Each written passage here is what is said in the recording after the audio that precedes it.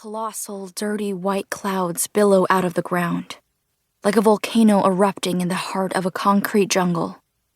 The fog swells upward, thick and viscous and opaque, engulfing all the surrounding buildings in an instant. It spills across the rooftops, devouring even the tallest of skyscrapers. Boom, boom, boom. Explosion after explosion rocks Manhattan to the core. Dozens of white plumes surge into the sky from the financial district all the way to Harlem.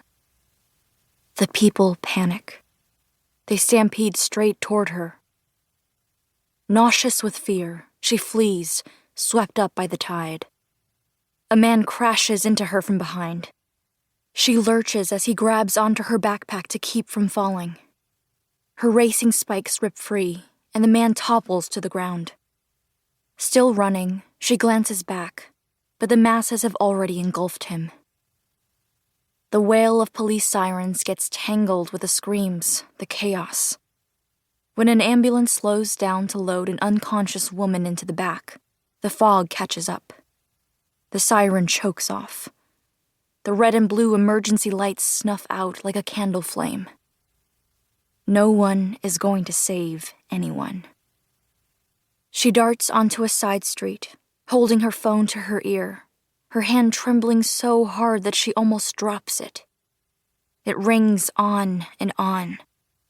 Heart sinking, she realizes she's called an empty apartment. Dad's already on his shift at the hospital, and Mom is attending the United Nations General Assembly on the east side. She hits the only other number she has on speed dial. Please, please, she pants, hiding behind the corner of a building. Alone. With each empty ring, she feels her hope shrivel to a husk. Then, 姐姐? answers a young child, her voice like light breaking through the clouds. Are you coming over today to play? She opens her mouth to reply and immediately bursts into tears. Is that your cousin on the phone? Another voice asks in the background, over the familiar chop, chop, chop of a knife on a bamboo cutting board and the crackling sizzle of vegetables in the pan. Is she okay? Are you okay, 姐姐? The ground beneath her feet quakes. She manages to gasp out 3 last words into the phone. Don't go outside. Up ahead, a bright orange steam chimney with fluorescent white stripes rises out of the intersection. A ubiquitous fixture of Manhattan, bordering on iconic. It blows up.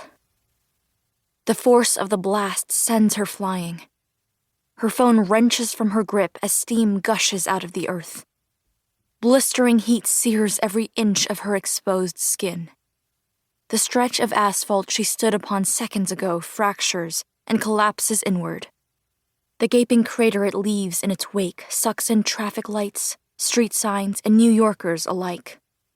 20, 30, 40 people gone, consumed, just like that. She is glad she cannot hear the screams. The clouds of steam tumble down toward her like an avalanche of fog, blanketing the street in an impenetrable haze. Everything it touches seems to disappear within, even the light, especially the light. The fog circles around her, swirling and nebulous, almost hypnotic. She's the last one standing, but she has nowhere left to run. The fog closes in, filling her lungs, and Manhattan goes dark. Today. Chapter 1.